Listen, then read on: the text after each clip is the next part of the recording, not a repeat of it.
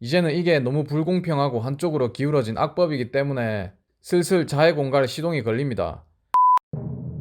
김종만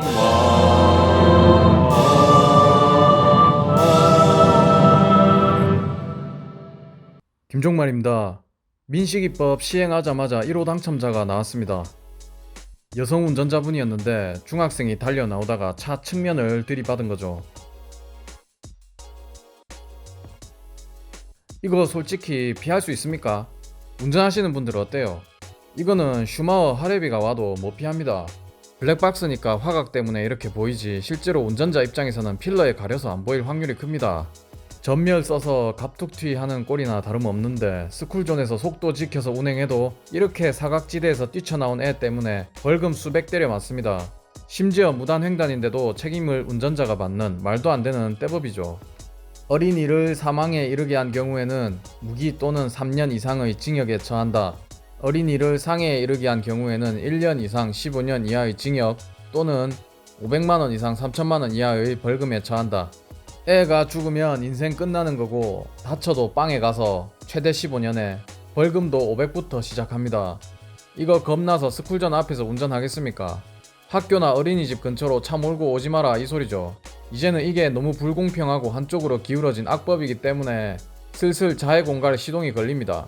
네이버 지식인에 올라온 질문 한번 보십시오. 민식이법 악용해서 합의금 장사하겠다고 합니다. 이 새끼 컨셉일 수도 있지만 이런 글이 올라온다는 것 자체가 의미심장합니다. 기존에 자해공갈 선수 좀 하던 사람들은 애 데리고 지금 다 스쿨존 앞에 가서 장사 준비하고 있을걸요. 몸이 근질근질 할 겁니다. 블랙박스 때문에 자해공갈 다 없어졌는데 스쿨존 앞에서는 다시 꿈과 희망을 갖고 신장개업 하는 겁니다. 스쿨존이 리스크도 적어요. 일단 운전자들이 민식이법 때문에 천천히 밟고 다녀서 치여도 크게 안 다친다는 장점이 있습니다. 현금으로 합의해준다 하면 오케이 안 할 운전자가 있겠습니까?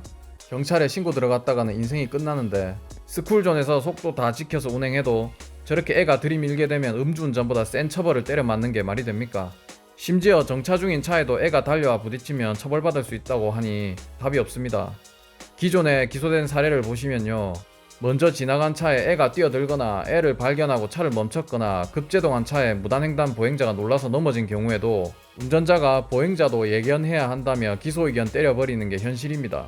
애가 후방에서 뛰어들어도 운전자 과실을 적용합니다. 예측 운행까지 해도 애가 일단 부딪히면 끝나는 겁니다. 운전자한테 뭐 어디까지 요구하는 겁니까? 우선 말 나온 김에 민식이법 피하는 방법에 대해서 몇 가지 알려드리도록 하겠습니다. 우선 운동을 열심히 하십시오. 원펀맨 보셨죠? 푸시업 100회, 윗몸 일으키기 100회, 스쿼트 100회, 10km 달리기. 이거 매일 3년 동안 하시면 원펀맨처럼 강해집니다.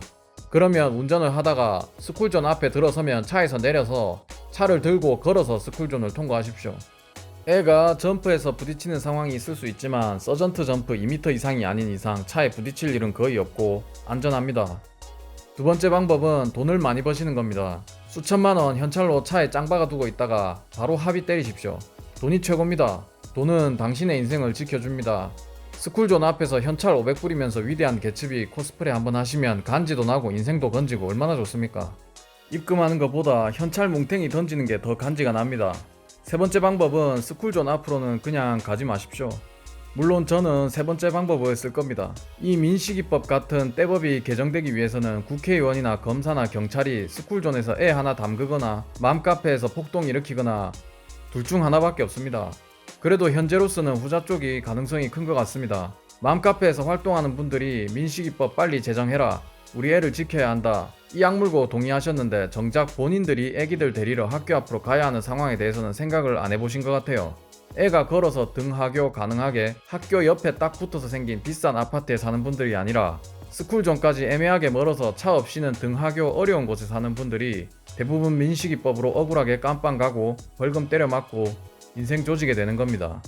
민식이법 2호 당첨자, 3호 당첨자 계속 나오면 이제 그런 애매한 곳은 집값이 뚝뚝 떨어질 겁니다. 그래도 머리가 좀 깨졌는지 이제 개정해달라는 움직임이 있으니 한번 지켜보도록 하겠습니다. 김종말이었습니다. 고맙습니다.